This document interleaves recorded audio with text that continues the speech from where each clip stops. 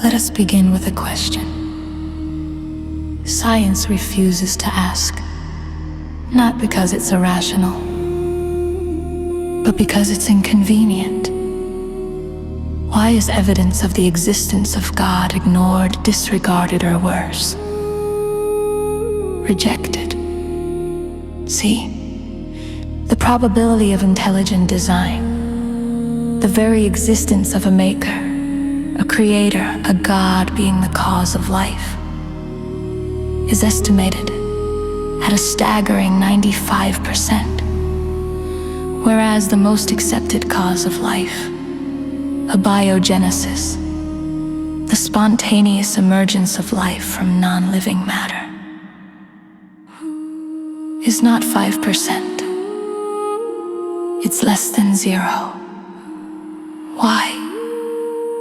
Because even under the most generous assumptions, there has not been enough time in the known universe for abiogenesis to occur. The mathematical odds collapse under their own weight. The window of opportunity is too narrow. The complexity required is too vast. The mechanisms too fragile. And yet, science overwhelmingly favors abiogenesis.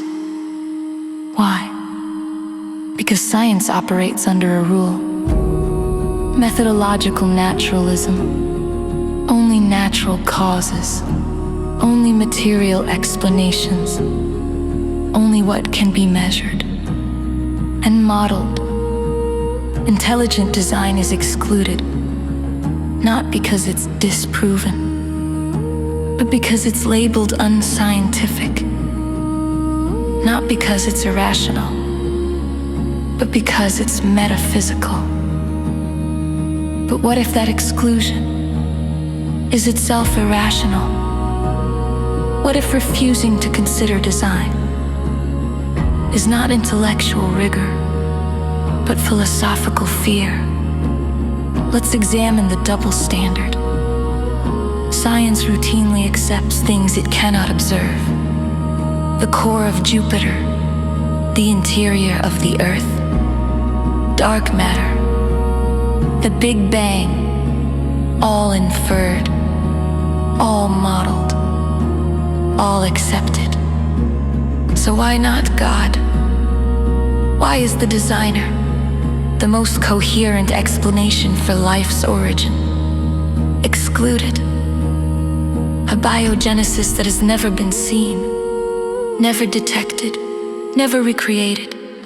It is a theory built on fragments, amino acids in a flask, self-replicating RNA, lipid membranes, promising, no, complete, no, probable, not even close. Meanwhile, intelligent design is dismissed, not because it lacks evidence, but because it implies something uncomfortable. Accountability. If life was designed, then we are not accidents. We are not autonomous. We are not morally neutral. We are responsible. And that, perhaps, is the real reason science avoids God. Not because he's unprovable, but because he's undeniable. And if he is real, then we must answer to him. This is not neutrality. This is evasion. And the irony deepens. Science entertains the multiverse, a speculative idea that there are infinite universes, each with different laws, unobservable, untestable, beyond physical verification. Why is that allowed? Because it offers an escape from design, a way to say, we're not special, we're just lucky. But that's not science, that's desperation. It's like seeing the sun and insisting there must be another source of light, just to avoid admitting what's obvious. So let us be clear, if science claims to study reality, then it must include all of reality. not just the parts it finds comfortable. If the supernatural is real, then it is part of nature. If God is the ground of being, the source of order, the mind behind the laws, then He is not outside science. He is its foundation. Supernatural is still natural.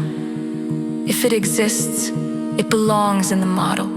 To exclude God is not scientific, it is ideological. To dismiss design is not rational, it is evasive.